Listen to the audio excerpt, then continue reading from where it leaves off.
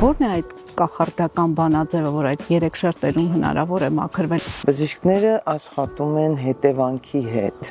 բայց հետևանքը ունի պատճառ։ Եվ որևէ ելք այլևս չկար, պետք էր հաշտվել, չեմ չափազանցնում, չէ՞, կամ ազատություն։ Այսօրվա դրությամբ ես ունեմ մեծ շնորհակալության զգացում իմ անցած ճանապարհին։ Ադամանդի որակը գնահատվում է իր փայլով, այսինքն իր տաշվածքների քանակով։ Եվ ինչպիսին են երկրորդի կանոնները։ Կյանքը դա դաշնամուր նվագելու պես մի բան է։ Սկզբում սովորում ենք նոտաները, հետո սկսում ենք իմպրովիզացնել։ Էմոցիոնալ ինտելեկտի մասին մի տեսակ մոդայի կապակցություն է դարձել։ Եթե ես ունեմ զարգացած գիտակցություն, եթե ես ունեմ էմոցիոնալ ինտելեկտ, այդ միտքը որ եկա, ես մի հատ շլագբաում եմ դնում։ Խեղդել է պահանջում, որը մարդկային հարաբերություններում արդարություն է պահանջում։ Ցավոք սրտի, հիմա մենք ապրում ենք մի ժամանակաշրջան, երբ որ մարդիկ ավելի շատ դառնում են արձագանքող, քան տրամաբանող։ Ամեն մի ծառ իր պտուղն է տալիս, եւ յուրաքանչյուր ծառ երազում է, որ մենք իր պտուղը քաղենք եւ ուտենք։ Կեն որ ծառն ասում է, խնդրում եմ ինձ քաղիր իմ պտուղը։ Այս զարմանահրաշ վայրում ժամանակը կարծես դանդաղում է։ Ետևում են մնում առօրյա հոգսերը, շտապողականությունը, եւ երբ լռում է քաղաքի աղմուկը, լսելի է դառնում բնության նախաստեղծ լռությունը։ Եվ ամենակարևորը, այդ լռության մեջ կարողանում ես լսել ինքդ քեզ, քո մտքերը, քո հոգու ձայնը։ Այստեղ հոգ են տանում ոչ միայն մարմնի առողջության, այլ նաև մարդու ամբողջ ներաշխարհի մասին։ Էներգիայի ռեսուրսների վերականգնման համար աշխատում են միանգամից 3 մակարդակներում՝ մտավոր, հոգևոր եւ իհարկե ֆիզիկական։ Այսօր մենք գտնվում ենք Այա Մարիա առողջության պահպանման եւ վերականգնման կենտրոնում, որտեղ մեզ հյուրընկալել է կենտրոնի հիմնադիր Անահիտ Հակոբյանը։ Բարև ձեզ։ Բարև ձեզ։ Անահիտ, ինչպես միշտ հիասքանչ է ձեզ մոտ, պատղաբերության շրջանում չէի եղել ձեզ մոտ, մի քիչ ենք մայրաքաղաքից վերև բարձրացել, բայց հիանալի զով է։ Ձոր աղբյուրը ինքը իրենով համարվում է առողջ մթնոլորտի վայր, նույնիսկ լեգենդ կա դրա հետ կապված, ժամանակին սա կոչվել է տաճարաբակ, որովհետև այստեղ մարդիկ իրենից հայերը եկել են և տաճարներ են կառուցել շատ, և տեղանքը կոչվել է տաճարաբակ, որը հայտնի է եղել իր բուժիչ օդով։ Այնպես որ կենտրոնը պատահական վայրում չի կառուցված, ինքը ունի նաև շատ առողջարար եւ բուժիչ օդ։ Անահիտ, ես սովորաբար իմ հյուրերին ներկայացնելուց փորձում եմ մի քանի բառով պատասխանել այն պարզ հարցին, թե ով է նա։ Ձեր դեպքում կուզենայի դա զիջել ձեզ, դուք ձեզ ներկայացնեք, որովհետև ձեր պարագայում շերտերը տարբեր են եւ մասնագիտական եւ մարդկային, ինչպես կներկայացնեք ձեզ, ով եք դուք։ Գիտեք, շատ երկար ես մտածել եմ այդ հարցի մասին, մանկապարտեզում մեզ մի ոտանավոր էին սովորեցնում։ Կարճ փոքրիկ ոտանավոր էր, բայց մինչև հիմա հիշում եմ, ասում էր կանաչ ոտքով, կապույտ գլխով։ Ես ծաղիկ եմ անուշ հոտով, թեև տունկս փոքրիկ եւ ցած, արոտներում միշտ թակ կացած։ Ես եմ սիրուն գարնանգուշակ, իմ անունն է Մանուշակ։ Եվ ինչու եմ ես այս ոտանավորը այսպես պահել, միջև հիմա հիշում եմ, հասկացա, որ շատ կարևոր է մարդու առաքելությունը։ Մանուշակը ինքը փոքրիկ է, կապույտ գլխով եւ այլն, բայց ինքը միսիա ունի, հա, առաքելություն ունի, եկել է այս աշխարհ, որ գարուն ավետի։ Եվ ես երջանիկ եմ, որ ես կարողացել եմ գտնել իմ առաքելության ճանապարհը եւ նվիրվել իմ առաքելությանը։ Իսկ դուք մտածել եք ոչ թե պարզապես, այլ գիտակցված հանգստի մասին, մարմնի եւ հոգու էներգիան վերականգնելու եւ ոտքերի վրա ամուր կանգնելու մասին։ Երևանից ոչ հեռու Ձորաղբյուրի այս օազիսում գտնվող Այա Մարիա առողջարանային սպա կենտրոնը մասնագիտացված կոմպլեքս առաջարկ ունի՝ օրգանիզմի տոտալ դետոքս, զանազան սպա պրոցեդուրաներ, հոգեբանական թրեյնինգներ, արտ թերապիաներ, անգամ հայկական թագավորական մոտիվներով շոքեբաղնիքի ծառայություն։ Այնինչ պարզապես հաճելի ժամանց կարող է թվալ, օգնում է վերագտնել ամենակարևորը՝ հոգու եւ մարմնի ներդաշնակությունը։ Մի կողմից այստեղ կարելի է գալ առողջության ուժերի վերականգնման ռեստարտի ետևից, մյուս կողմից քո ներսը տեսնելու, ներքին ձայնը լսելու համար։ Ծառայությունները բազմազան են, փաթեթները նույնպես, դրանց մանրամասն կարելի է ծանոթանալ Այա Մարիայի կայքեջում։ Ասում եք, որ Այա Մարիայում կարելի է անցնել total detox 3 մակարդակներում՝ մտավոր, հոգևոր եւ իհարկե ֆիզիկական։ Սա առողջության պահպանման համեմատաբար նոր երևույթ է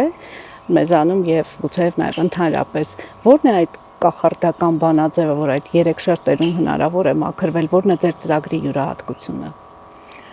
Տեսեք, այսօր արդեն կարծես բժշկությունը համարվում է 20-րդ դարի փրկիչ օղակը, հա, երբ որ մենք 21-րդ դարում գիտակցեցինք եւ հասկացանք, որ գոյություն ունի հոգե մարմնական բժշկություն եւ հասկացանք, որ մեր բոլոր հիվանդությունների պատճառները գտնվում են հոգեկանում։ Եվ գերմանացի բժիշկ Համերը, որը որ քաղցկեղով հիվանդացավ եւ սկսեց ինքը ուսումնասիրել քաղցկեղով հիվանդներին, տեսավ, որ բոլորի մոտ կա ստրեսի գործոնը։ Բոլորի մոտ եղել է ինչ-որ մի ստրեսային իրավիճակ եւ չեն կարողացել հաղթահարել եւ հիվանդացել են քաղցկեղ հիվանդությամբ։ Բժիշկները աշխատում են հետևանքի հետ, վերացնում են հետևանքները, բայց հետևանքը ունի պատճառ։ Երբ որ մենք խորանում ենք պատճառների մեջ եւ կարողանում ենք պատճառը վերացնել, հետևանքը ինքնըստինքյան կարող է վերանալ։ Շատ կարևոր է երաստիճան մաքրումը, որը կապված է նախ եւ առաջ մեր աշխարհընկալման հետ, մեր գիտակցության հետ, մեր կամքի եւ պատասխանատվության հետ, հետո նաեւ հոգեկանում գոյություն ունեցող պատճառների հետ եւ վերջում արդեն ֆիզիկական մարմնի հետ, որտեղ որ դրսևորվում է այդ ամեն ինչը, հա, երևույթանում է, բայց պատճառները գտնվում են մեր հոգեկանում եւ մեր գիտակցության մեջ։ Այդ պատճառով Այա Մարիայում մենք աշխատում ենք միանգամից 3 մակարդակներում։ Ես ուզում եմ հիշեցնել, որ ընտրելով Հայաստանը ոդկասթի շրջանակներում ես հանդիպում եմ մարդկանց, ովքեր իրենց ամենօրյա աշխատանքով ստեղծում ու զարգացնում են Հայաստանը, ովքեր ընտրել են Հայաստանը։ Այնպես որ խնդրում եմ ոչ միայն բաժանորդագրվել իմ ալիքին, լսել զրույցը, այլ նաև թողնել մեկնաբանություններ եւ առաջարկել հյուրի ձեր տեխնատվին։ Մեր նախնական զրույցում հիշում եմ, որ դուք պատմեցիք, որ 7 տարի շարունակ ինքներդ պայքարել եք ձեր առողջության համար, երբ որ բժիշկները միայն նույնն էին առաջարկում եւ որևէ ելք այլևս չկար, պետք էր հաշտվել, չեմ չափազանցնում, չէ, կամ մահվան կամ գտնել ինչ-որ ելք եւ դուք փաստորեն 7 տարի տանջանքից հետո գտել եք այդ ելքը, որից հետո միայն համարել եք, որ կարող եք նաեւ մյուսներին օգնել։ Խնդրում եմ պատմեք դա ինչպես տեղի ունեցավ։ Ինչպես գտաք այդ ելքը եւ որն էր դա։ Գիտեք, որ ասում եմ առաքելություն, մենք ոչ մեկս չենք հիշում, չենք գիտակցում, մեր առաքելությունը չենք էլ պատկերացնում։ Բայց գալիս ենք ու կարծես այդ ճանապարհով սկսում ենք քայլել։ Այսօրվա դրությամբ ես ունեմ մեծ շնորհակալության զգացում իմ անցած ճանապարհին, որովհետև եթե ես այդ ճանապարհով չանցնեի, ես այսքան գիտելիք չէի ստանա, այսքան որակներ ձեռք չէի բերի։ Փաստորեն մեզնից յուրաքանչյուրը գալիս է այս աշխարհ որոշակի որակ ստանալու համար։ Եվ կա մի շատ հետաքրքիր լեգենդ, պատմություն հրեշտակի մասին, որը գալիս է Աստծո մոտ եւ ասում է. ես ուզում եմ ծնվեմ երկիր մոլորակի վրա, որպեսզի ներել սովորեմ։ Բոլորը ասում են, այդ ինչ բարդ խնդիր ես վերցրել, դա մի կյանքի համար քիչ կլինի, դժվար է ներելը։ Բայց ասում եմ, ես ուզում եմ այդ որակը ստանամ, հասկանամ, թե ինչպիսին է դա, ինչպես է հնարավոր ներել։ Եվ ուրեմն գրվում է սցենարը իր համար եւ ըստ այդ սցենարի հավաքվում են դերասանները, դերակատարները, հա? Երկու հոգի մոտենում են, ասում մենք կլինենք քո ծնողները եւ քո համար կապահովենք դաժան մանկություն։ Մյուսը գալիս է ասում ես կլինեմ քո կինը եւ քեզ կդավաճանեմ շարունակ, որպեսզի դու ներես։ Մյուսը ասում է ես կլինեմ քո ղեկավարը, քեզ կնվաստացնեմ եւ անարդար կվարվեմ քեզ հետ, բայց բան նրանում է, որ մենք չենք հիշում այդ ամեն ինչը, հա, մենք գալիս ենք ու հայտնվում ենք այդ փորձառությունների մեջ եւ անհնար է ներել այն ծնողին, որը որ իր երեխային մանկատուն է նետել։ Հա։ Անհնար է ներել այն կնոջը, որ անընդհատ դավաճանում է ամուսնուն, հա, որովհետեւ մենք նայում ենք մեր տրամաբանության տեսանկյունից, մեր մտքի տեսանկյունից, իսկ մեր միտքը ամենամեծ իլյուզիոնիստն է։ Մեր միտքը մեզ իլյուզիաներ է հրամցնում եւ մենք ապրում ենք այդ իլյուզոր աշխարհում։ Եվ ազատ է այն մարդը, ով կարողանում է դուրս գալ այդ իլյուզիաներից, որը որ բավականին բարդ է, դժվար խնդիր է։ Այդ տառապանքի ճանապարհը շատ կարևոր է։ Փաստորեն դա պետք է, որպեսզի մենք հասնենք ինչ որ հուզական բարձր մակարդակի, հա, մեր էմոցիաները ճիշտ կառավարել։ Տեսեք, ես երբևէ չեմ մտածել հայերենի ստուգաբանությունը տառապել ինչ է նշանակում, չէ՞ որ յուրաքանչյուր բառ իր արմատները ունի եւ ի վերջո հասնում ենք ինչ որ մի հիմքի, օրինակ ռուսերենի մեջ ստրադանիե բառը արմատը ստրադան է, ստրադա նշանակում է բերք։ Այսինքն հասունացումը, բերքը ինչպես է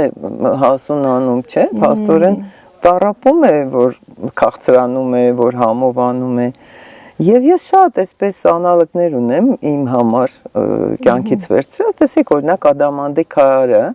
ես միշտ դա բերում եմ մեր տրեյնինգների ժամանակ, ասում եմ մեր հոգին նման է Ադամանդի քարի, որը գալիս է այս աշխարհ, որպեսզի տաշվի։ Երբ որ տաշվածքներ է ստանում, հա, գրաններ են, այդ տաշվածքի շնորհիվ կարողանում է լույսը բեկել քարը։ Եվ ինչքան շատ տաշվածքներ ունի, այնքան շատ լույս է բեկում, այնքան փայլը ուժեղ է լինում։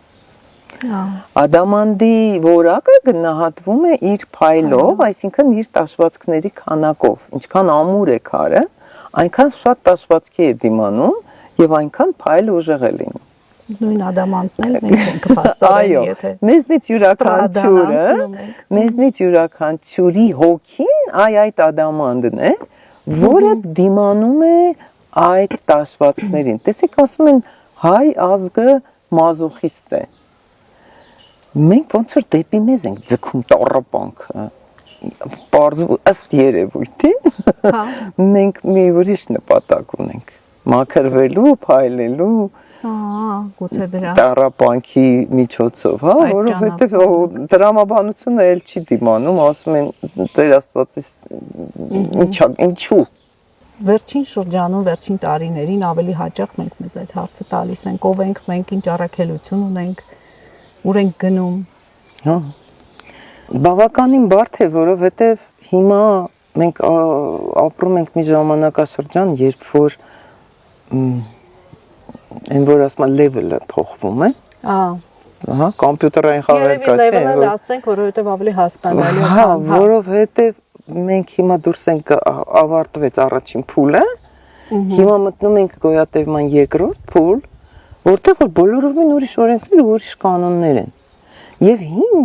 գիտակցությամբ, հին մտածողությամբ մենք չի կարողանում տեղափոխվենք հաջորդ փուլ, որովհետև այստեղի կանոնները, առաջի փուլի կանոնները այլ էին, երկրորդինը այլ են։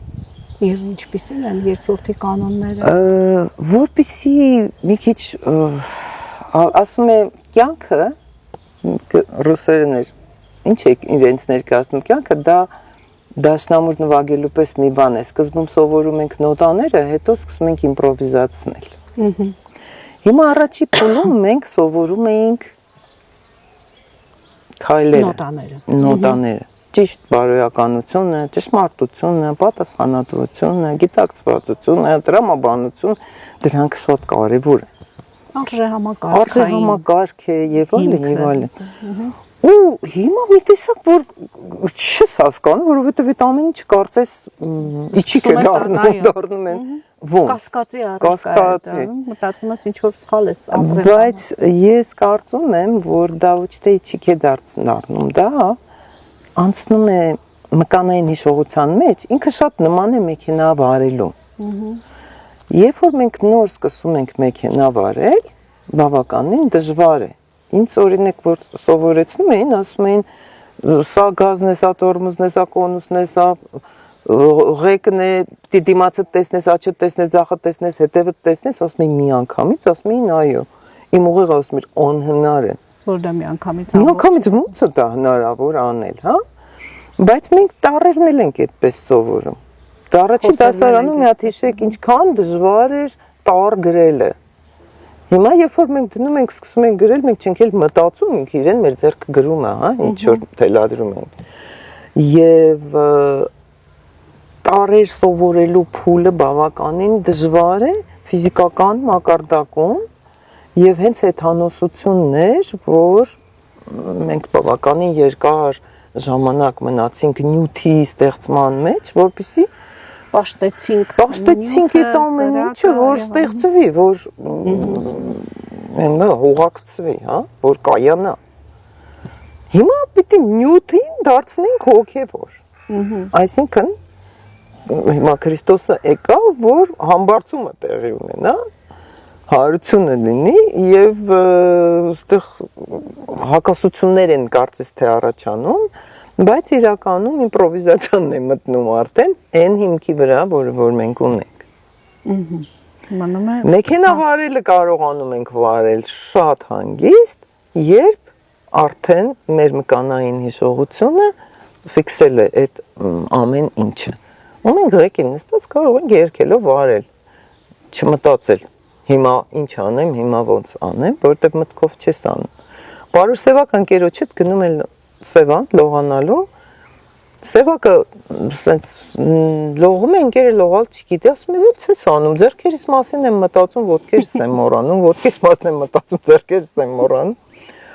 Ասում է լսի, ո՞նց կարելի է մտածել, լողալ։ Հա, պիտի հանձնվես ալիքներին։ Բայց որպեսզի կարողանաս հանձնվել, այդ որակը մեջ պիտի լինի։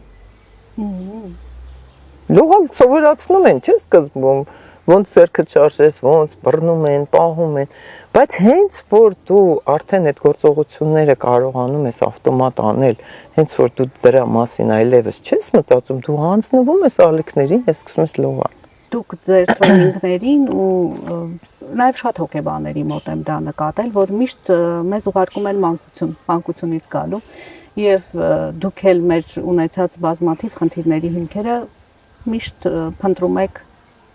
կամ ուղղություն եք տալիս տեսնելու մանկությունում եւ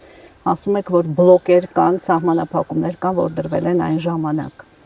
Սա խնդրում եմ բացենք մի քիչ։ Առաջին փուլում, եկեք տենց տնենք առաջի երկրորդ փուլեր, որ պատկերացնենք, առաջին փուլում պատճառահետևանքային կապերն էին աշխատում եւ կարմա հասկացողություն գոյություն ունի, որ մեզ սովորացրել են, որ եթե այսպես անես, հետևանքը կլինի այսպեսին, հա։ Առաջին փուլը նկատի ունեք մեր կյանքի առաջ, այդ հիմա որ ասում եմ առաջի փուլը ավարտվեց եւ մենք անցնում ենք երկրորդ փուլ level-ը, հա։ Հա, ընդհանուր մարդկության level-ը, ես խոսում եմ այդ level-ի մասին, որտեղ օրենքները պատճառահետևանքային կապի կային եւ մեզ սովորեցնում էին, որ մենք պիտի հետևանքը հաշվի առնենք։ Մենք միշտ մեր փորձի միջոցով ենք ավելի լավ հասկանում ինչու չի կարելի եւ որն է, որովհետեւ մենք պատճառի մեջ հետևանքը չենք տեսնում, չենք պատկերացնում, հաճախ ասենք կարող էր հետևանքը փոխանցվել, չգիտեմ, ծնողից երեխային, նախնիներից են սերունդներով գար, հա, ասենք նախնիները ինչ որ մի բան սխալ անեն, վճարեին սերունդները։ Կարմիկ բանով այդպես էր։ Հիմա երկրորդ փուլում շատ արագացել է եւ մենք մեր պատճառի հետևանքը անմիջապես ստանում ենք արդեն ապագայից է։ Եթե մենք առաջ դեպի անցյալ էինք գնում, որ այնտեղ շտկենք, որ հետո առաջ անցնենք, հիմա արդեն մեր զապրոսը, որ մենք դնում ենք դեպի ապագա, մեր հարցումը, մեր սխալի հետևանքը շատ ավելի արագ ենք ստանում։ Էլ չի երկրորդ փուլի օրենքները այդպիսին են, առաջի փուլի օրենքները այնպիսին են, բայց երկրորդ փուլինը արդեն, որովհետև մենք բոլորովին ուրիշ որակով ենք եկել այստեղ, մենք դրանք գիտենք, դրանք մեր գեների մեջ նստած են, դրանք մեր Այսինքն էլ մենք այլևս պատասխանատու չենք մեր անցյալի Մենք միշտ ամեն համար պատասխանատու ենք։ Միշտ մենք ենք պատասխանատու։ Միշտ պատասխանատու ենք եւ շատ հետաքրքիր է, որ պատասխանատվությունը թվում է թե բեռ է, թվում է թե դժվար է, թվում է թե ծանր է,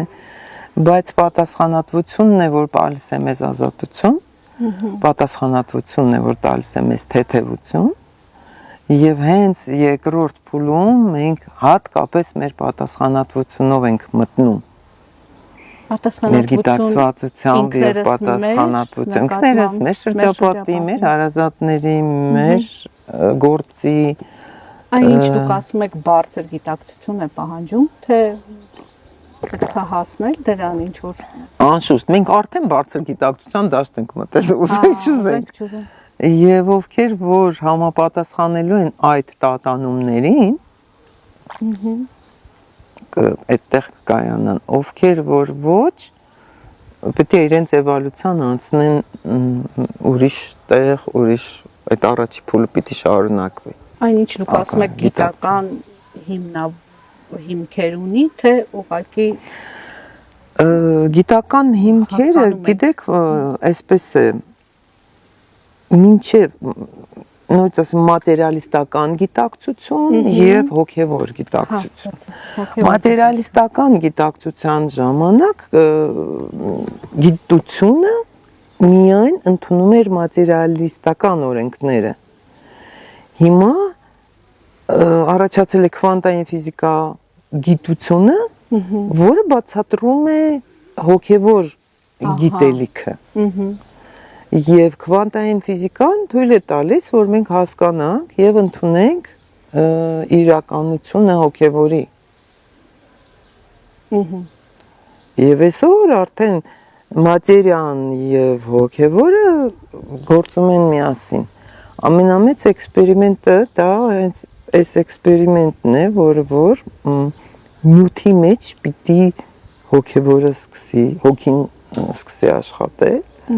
Այդ համբարձման գաղափարն է այստեղ դրված, որ մենք պիտի թեթևանանք, մենք պիտի այդ որակները, որ ձեռք ենք բերել, արդեն ծանրը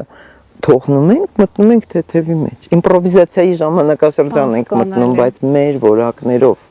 դա հենց այնպես չի անցել, ինչեւ առաջի փուլ չունենաս, երկրորդ փուլ չես մտնում։ Այա Մարիայում հուզական ինտելեկտի տրեյնինգներ եք անցկացնում, հուզական ինտելեկտի, էմոցիոնալ ինտելեկտի մասին, մի տեսակ մոդայի կապակցություն է դարձել, բայց շատերը չեն հասկանում դա ինչի մասին է։ Եթե ես ճիշտ եմ հասկանում, դա մեր հույզերի կառավարման մասին է, հա, արվեստը, որը եւ մեր եւ դիմացինի,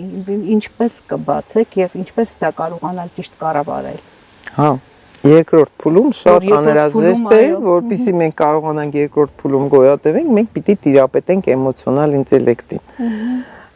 Առաջի փուլում եկեք այսպես ասենք, որ մենք երեխա ենք։ Մարդկությունը գտնվում է երեխայի մակարդակում։ Երեխան շատ գիտակցություն չունի, շատ իմպուլսիվ է, պատասխանատվություն չի կրում, անում է որոշակի գործողություններ, փորձ է ձեռք բերում։ Երկրորդ փուլում արդեն եւ այդ իմպուլսիվությունը զիջում է իր տեղը գիտակցվածությանը։ Որպեսզի պարզ լինի, բերեմ Օթելոյի օրինակը, որ պատկերացնենք։ Գիտենք բոլորս էլ Շեքսպիրի Օթելոյի պատմությունը եւ գիտենք, որ Օթելոն շատ խանդոտ, շատ հզոր, մավր էր եւ այլն ուներ շատ գեղեցիկին եւ ինչ է տեղի ունենում Օթելոյին տալիս են միտք, որ ասում էր միտքը իլյուզոր է, իլյուզիոնիստ է։ Իագոն ինքը գիտի ինչ է անում։ Օթելոին ասում է կինդ քեզ դավաճանում է, հա։ Եկավ ինֆորմացիա։ Եկավ միտք։ Եվ փաստ, թաշկինակ։ Միտքը կա, ինֆորմացիան կա, փաստը կա։ Կա։ Օթելոն թույլ է տալիս, որ իր էմոցիան փակի իր գիտակցության դուռը, այսպես ասած։ Եվ ինչա տեղի ունենում, խանդը, երբ որ կուրացնում է իրան, ինքը հաջորդը գործողություն է անում։ Գործողությունը կնոջը սպանում է, խեղդելով։ Հիմա նայեք միտք, էմոցիա, գործողություն։ Սրանք մեր այդ 3 մակարդակներում գտնվող էներգիաներն են, որոնք որ մեզ գործողության մեջ են դնում։ Եթե ես ունեմ զարգացած գիտակցություն, եթե ես ունեմ էմոցիոնալ ինտելեկտ, այդ միտքը որ եկավ, ես մի հատ շլագբաում եմ դնում տեղ, ու հարց եմ տալիս, որտեղից ես գալիս, ինչ ես ուզում անես իմ համար, ինչքանով է դա ինձ օգտակար, ինչքանով է դա ինձ վնաս, Ուր կհասցնի ինձ այդ։ ու ընդհանրապես բացեմ ես իմ սահմանը, որ դու ներս մտնես, թե ոչ։ Ուրեմն առաջի սահմանը դա մեր մտքի եւ էմոցիայի արանքում այդ շլագբաումն է կամ գոնե մարդ պիտի կարողանա դադար վերցնի էմոցիայից առաջ։ Միտքը եկել է գիտակցության մեջ։ Մենք ենք որոշում թույլ տանք էմոցիան միանա թե ոչ։ Բայց շատ հաճախ, քանի որ մենք դեռ մանուկ ենք, քանի որ մենք դեռ իմպուլսիվ ենք, դեռ մտքի ազդեցության տակ ենք, իլյուզիայի մեջ ենք եւ այլն, մի անգամից դե հա, արագ, որտեվ էգոն չի համբերում, արագ։ Ու հա հիմա մի հատ էլ անեկդոտ կպատմեմ դրա հետ կապված։ Ու թույլ ենք տալիս, որ էմոցիան բարձրանա, հա։ Էմոցիան առանց բանի չի մնում, էմոցիան գործողություն է պահանջում։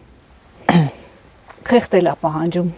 որը մարդկային Արդարություն հարաբերություններում է պահանջում, էմոցիան արդարություն է պահանջում։ Անարդար էր այդ ինֆորմացիանից համար, ես պիտի արդարությունը վերականգնեմ, չնայած որ շատ եմ սիրում կնոջս։ Այսինքն այս սրանք այն կարծրատիպերն են, այն համոզմունքներն են, այն որոնք որ մեզ ներարկված են մանկությունից, որոնք որ մենք կարողանանք հաղթահարենք, ստապ լինենք, արթուն լինենք, գիտակից լինենք ու հասկանանք ինչի համար ենք անում։ Կան վարժություններ, եթե շատ պարզ արտահայտվենք, ինչ որ դուք ասում եք, ես հասկանում եմ, որ իրականության մեջ մենք ասում ենք հավասարակշիռ մարդ է, չէ, կարողանում է ինքը իր հույզերը կառավարել եւ այլն։ Կան ինչ որ վարժություններ, որոնք կարելի է կիրառել եւ ես գիտեք, երբ պատրաստում էի զրույցին, մեր լսեցի էլի քոուչերից մեկին, Ռադիսլավ Գանդա, ծանոթ եք երևի, ասում էր օրինակ, կենց հաղում հանդիպող շատ տեսարան, երբ որ քո երեխայի սենյակը անընդհատ թափթփված է։ Ինչ անել։ Ինչ ենք մենք սովորաբար անում, կռվում ենք, ցույց ենք տալի այս ստեղեր պետք դնես, ոսմա առաջին բանը ընդունեք, որ դուք ունեք այդ երեխային, ուրախացեք այդ փաստով։ Երկրորդը գործողություն արեք, դուրը փակեք, մի մտեք սենյակ, կամ որ ավելի հավասարակշիռ մոտեցում, օգնեք նրան հավաքել, բացատրեք սխեման ոնց կարելի է հավաքել, հիշեք ձեր մանկությունը, ի վերջո ընկերացեք երեխայի հետ, այսինքն ինչ որ, բայց դա ժամանակ է պահանջում, չէ՞ դա ինքդ քո վրա աշխատանք է պահանջում, այնքան էլ հեշտ չի։ Մենք չենք սիրում մեր վրա աշխատել, մենք սիրում ենք, որ մեր շրջապատում բոլորը իրենց վրա աշխատեն, բացի մեզանից։ Եվ խնդիրը հենց այդտեղ է, երբ որ մենք գիտակցենք, հասկանանք, որ այն ինչ մեզ շրջապատում է, դա մենք ենք, եւ եթե մենք մեզ վրա աշխատենք, մեր շրջապատը կփոխվի, շատ ավելի կդառնա գիտակից եւ պատասխանատու։ Երբ որ մենք չենք ուզում վերցնել պատասխանատվությունը մեզ վրա, մենք ծեծում ենք մեր երեխային, մենք նեղանում ենք մեր ամուսնուց, մենք մեղքը դնում ենք բոլորի վրա, բացի մեզանից։ Դա հենց պատասխանատվություն վերցնելու վախն է, իսկ մեր էգոն չի սիրում պատասխանատվություն կրել եւ չի սիրում համբերել։ Մեր էգոն սիրում է շատ մտքի միջոցով, հա, մեր միտքը եւ էգոն միասնական են։ Մեր թշնամին հենց մեր միտքն ու էգոն են, որովհետեւ մեզ թվում է, որ իրանք մեր ծառան են, բայց մենք երբ որ իրանք իշխանության տակ ենք, արդեն մենք իշխված ենք, մենք դառնում ենք օթելո, հա, ցավոք, որովհետեւ այդպեսի մի անեկդոտ կա, ասում է մեկը զանգ են տալիս հեռախոսով, ասում են Գևորգ, կինդ քեզ դավաճանում է շուտարը հասցես աստծեյո։ Այս Գևորգը արագ հագնվում է, մեքենան նստում է եւ ճանապարհին ավտովթար է ենթարկվում, տանում են հիվանդանոց, հայրը գալիս է, ասում է լավ պատմի տնում, ինչ եղավ, ոնց ով Գործես թե պիտի գործի լինի իր այդ ժամին, ինչ այդտեղ էր հայտնվել դա։ Բա ասում եմ եկը զանգեց ասեց Գևորգ, կինդ ասում եմ, բայց քո անունը Գևորգ չի, դու էլ ամուսնացած չես, ուր էիր գնում։ Էմոցիաների դիդակցիա։ Իմպուլսիվ, ցավոք սրտի,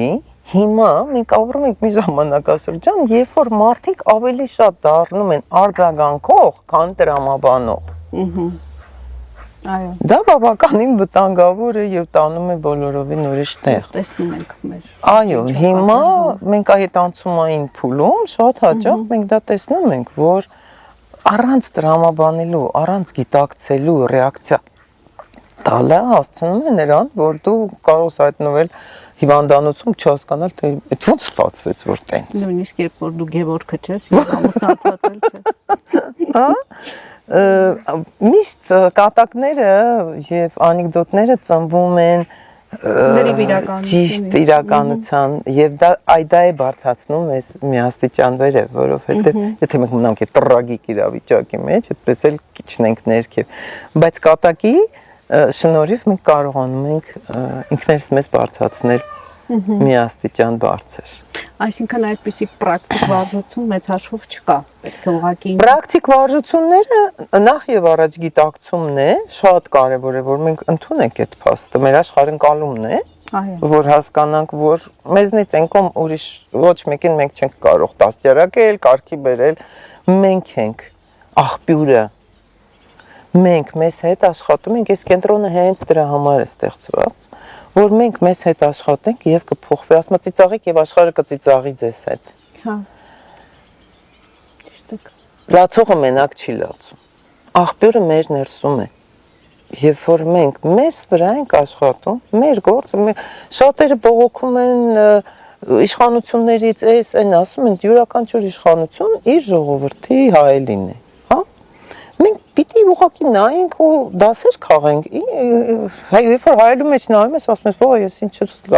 էսպես, ես պիտի սենց փոխեմ, ես պիտի փոխեմ, եթե ես ուզենամ այդ հայելին փոխեմ, ոչինչ իմ մեջ ես հաջորդ հայելին նույնը պիտի արտացոլի, եթե իմ քթի վրա մուր կա քսված, ինչքան հայելին սրբեմ, ինչքան հայելի փոխեմ, հաջորդը նույն մուրը պիտի արտացոլի»։ Հասկացա։ Մենք պիտի մեր քթի մուրը սրբենք, սովորենք սրբել։ Այդ ձևով մենք կարող ենք փոխել իրականությունը։ Ձեզ մոտ եկող պացիենտ չասեմ, չէ, այդքան էլ պացիենտ չեն, վերականգնվել ցանկացող մարդիկ, էներգիա փնտրող մարդիկ, իրոք այստեղից այս sense մի level բարձրացած են հեռանում, իրենց փոխելու պատրաստ են հեռանում, նկատում եք այդպիսի։ Հա, մենք ունենք բաներ, արձագանքները մեր հաճախորդների ցավոք հատուկենտ են, քիչ են, մասսայական չի, այստեղ մասսայական տեղ չի։ Գալիս են անհատները, ովքեր գիտակցում են, ովքեր եւ մենք ոչ մեկին ոչ մի խոստում չենք տալիս։ Մենք երբևէ չենք ասում, այո, եկեք մենք ձեզ կբուժենք։ Ես ով եմ, որ ինչ որ մեկին բուժեմ։ Մենք ստեղծել ենք պայմաններ, որտեղ մարդը կարող է ինքը իր վրա աշխատել։ Այդ դա մենք ունենք, որովհետև տան պայմաններում դա անելը շատ բարդ է, շատ դժվար է, որովհետև մեզանից էներգիա է գնում, մեր միտքը արդեն էներգիա է տանում մեզնից, եւ մենք ունենք շատ պարտականություններ, ունենք երեխաներ, ունենք ընտանիք, ծնողներ, ամուսին, աշխատանք, օրվա հոգսեր։ այդ հոգսերի համար մեզնից շատ էներգիա է գնում։ Իսկ որpեսզի մենք կարողանանք մեզ վրա աշխատել, որpեսզի մենք կարողանանք ինքներս մեզ օգնել, մեզ էներգիա է պետք։ Դրա համար մենք կտրվում ենք առօրյա հոգսերից, ես ասում եմ, այսպես բաներ, այդ խողովակներ, որոնք որ մեզանից գնում են, այսպես կտրտում ենք, փակում ենք ժամանակավոր, հայտնվում ենք մեր բոժոժի մեջ եւ սկսում ենք աշխատել ինքներս մեզ հետ։ Ֆիզիկական վարժանքները, շնչառական վարժանքները, դետոքսը, մտքի մաքրումը եւ ֆիզիկական մարմնի մաքրումը տալիս են այն արդյունքը, որը որ մեզ պետք է թե էմոցիոնալ ինտելեկտի եւ թե առողջության ոլորտում։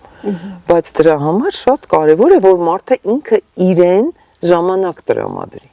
Մարդը սովորի ինքը իրեն սիրել։ Մեզ փոքրուց սովորացրել են, որ մենք պետք է բոլորին սիրենք, բացի մեզանից։ Այդ չգիտեմ, մեր հայկական դաստիարակության մեջ է, թե առաջի լեվելի, առաջի փուլի օրենքներից էր, այո, ես ինքս հենց իմ մեջ այդ բացահայտել եմ, իմ ինքնամերժումը, մեզ սովորացրել են անձնուրաց լինել, անձնազոհ լինել, դա լավագույն հատկություն է, բայց պարզվում է, դա կեղծ է, եթե դու քեզ չես սիրում։ Որովհետև մենք եւ ինքնաթիռում երբ որ սովորեցնում են, ասում են առաջինը դուք հագեք դիմակը, հետո երեխային, ինչու որ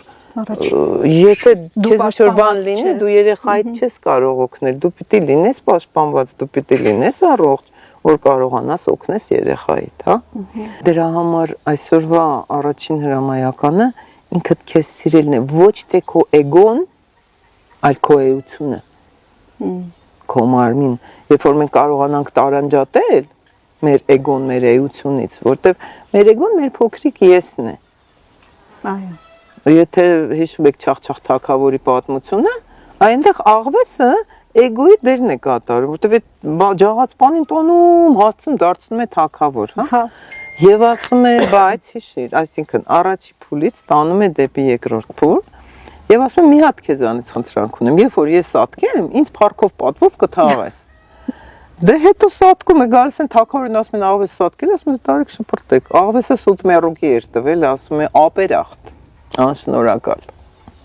Մի բան պիտի աներ իմ համար, ես քեզ այդքան ճանապարհ անցկացրեցի, բերեցի, հասցրեցի գահին, թագին, փառքին։ Այ մեր էգոն էլ այդ աղվեսի բերումը ինքը մեր համար շատ կարևոր գործ է անում եւ ինքը առաջի փուլում է աշխատում։ Երկրորդ փուլում մենք պետք է ազատվենք էգոից։ Երկրորդ փուլում էգոն մեզ պետք չի։ Իսկ ինչն է պետք։ Մեզ պետք է մեր գիտակցությունը, մեր էությունը, մեր մարմինը, որը որ զգալ գիտի։ Իսկ մեր էգոն աշխատում է մտքի հետ, որը որ իլյուզիաներ է ստեղծում։ Իսկ այդ միտքը չի թողնում, որ մենք զգանք մեր մարմինը։ Ինքը այնպիսի պատկերներ է բերում, այնպիսի համոզմունքներ է բերում, որ մենք անկախ մեզնից դառնում ենք օթել։ Հա։ Ինչ հետաքրքիր է, որ մեր մանկության կարդացած հեքիաթները մեծանում ենք, նոր ենք հասկանում ինչի մասին է, կամ պրոյեկտում ենք կյանքի։ Բոլոր հեքիաթները ունեն խորը հետք մեր օրինակի մանկության սիրած հեքիաթը դա մի հնդկական հեքիաթ կար ոսկի քաղաքն էր։ Հա, ես էլ եմ հիշում ու ես էլ եմ շատ սիրում։ Այդ ոսկի քաղաքի մեջ ամենա այդպես պատկերը, որի մեջ տպավորված է, դա երբ որ այդ տղան բացահայտում է, որ այդ ոսկի քաղաքում ոչ մի հատ ոսկի գոյություն չունի, այլ գոյություն ունեն մարդիկ, երջանկություն, ովքեր որ սիրով կատարում են իրենց աշխատանքը, սիրած աշխատանքով են զբաղվում, երգում են եւ այսպես երջանիկ են, որովհետեւ ունեն խելացի թագուհի։ Եվ ես տրենինգների բաների ժամանակ այսպես դուրս եկավ այսպես, հա, երբ որ հարցեր են տալիս,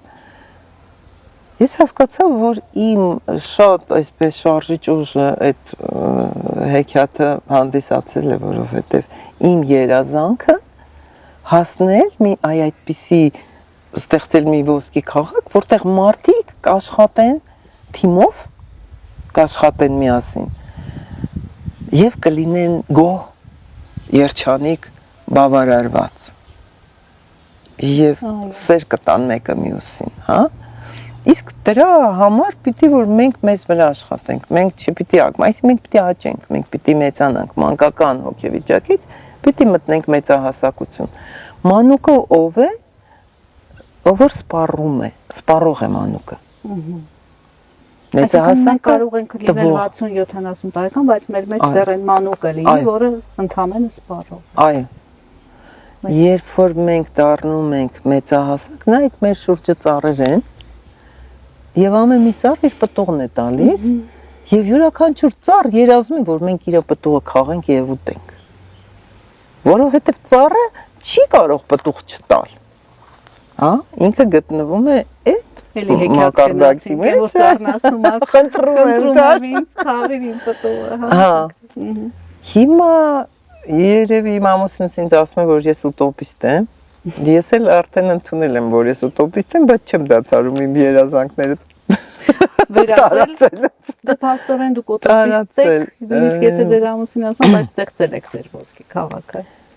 Հա, մնում է, որ հասնենք մի քիչ էլ հաղթահարենք այդ տեղի մանան ոսկի քաղաքի նաև շատերը։ Սեմերը, այո, որովհետև իսկապես մի քիչ մոլախոտն է խանգարում։ Երբ որ մոլախոտը շատ է լինում, պտղատու բույսը չի կարողանում լիարժեք պտուղ տալ, հա, անընդհատ իրանից բան են անում։ Հիմա ասենք նայում եմ էլի նորից մեր անցումային փուլը, այո, դե հասարակության մեջ կան եւ մոլախոտեր, եւ պտղատուներ, եւ կարծում եմ սա աստվածաշնչյան գաղափար է, կոմունիզմի գաղափարն էր, հա, որ վերցվել էր աստվածաշնչից, որ գալու է մի ժամանակաշրջան, երբ որ փողը չի լինելու եւ մարդիկ հարաբերվելու են ազատ է լինելու ըստ պահանջմունքի եւ ըստ կարողության, չէ՞, յուրաքանչյուրից ըստ ունակության եւ յուրաքանչյուրին ըստ պահանջմունքի։ Երբ որ մենք մի քիչ աշխատում ենք ինքներս մեր հետ, մի քիչ դառնում ենք ինքնաբավ, մենք հասկանում ենք, որ շատ քիչ պահանջմունք ունենք։ Մեր պահանջմունքները շատ քիչ են։ Մեզ այնքան քիչ բան է պետք երջանիկ լինելու համար։ Երբ որ մենք դեռ մանկական հոգեբանության մեջ ենք, անբավարարված ենք եւ մենք ասում ենք դες անընդհատ մենք ուզում ենք էլի, բայց հենց ինքներս մեզ ճանաչում ենք, հենց մեր ինքնաբավությունը զգում ենք, մենք հասկանում ենք, որ մենք ավելի շատ տալու կարիք ունենք, քան ստանալու։ Դա էլ է շատ հետաքրքիր level